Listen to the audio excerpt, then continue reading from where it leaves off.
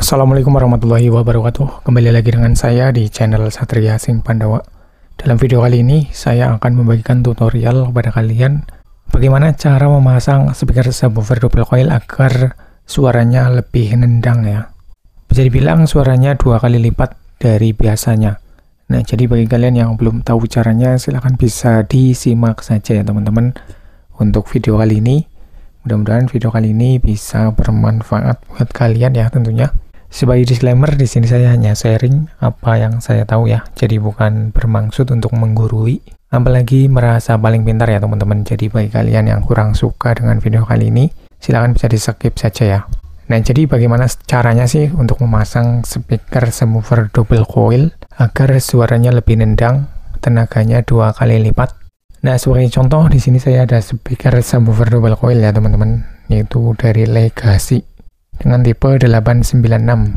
Nah, di sini dibekali dengan double coil ya teman-teman.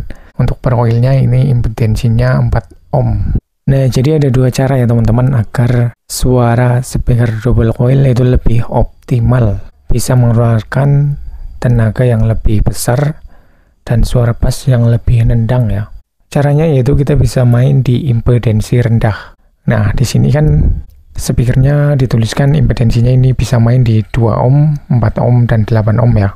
Kita bisa main di impedensi yang rendah, seperti contohnya di impedensi 4 ohm dan 2 ohm. Kalau kita main di impedensi itu, maka untuk suara bassnya akan lebih nendang ya teman-teman. Bisa dibilang tenaganya itu 2 kali lipat kalau kita bandingkan dengan main di impedensi 8 ohm.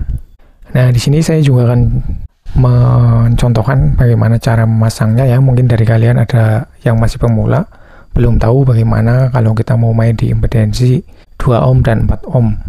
Untuk yang pertama kita akan coba contohkan main di impedensi 4 ohm ya teman-teman.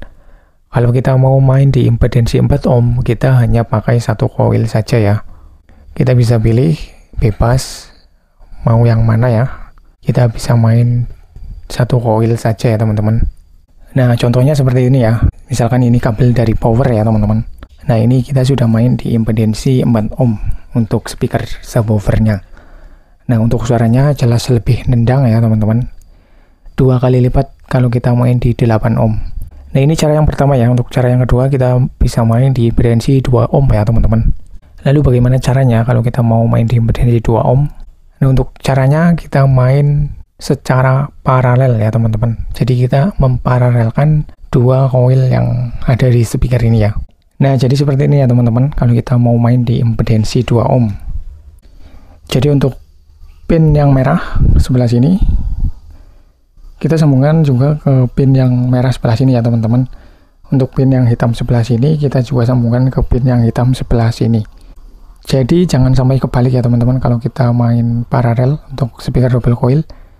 Kalau kebalik nanti untuk speakernya nggak bunyi ya. Nah, kalau seperti ini kita sudah main di impedensi 2 ohm. Jadi untuk suaranya bisa 2 kali lipatnya dari 4 ohm karena impedensinya rendah.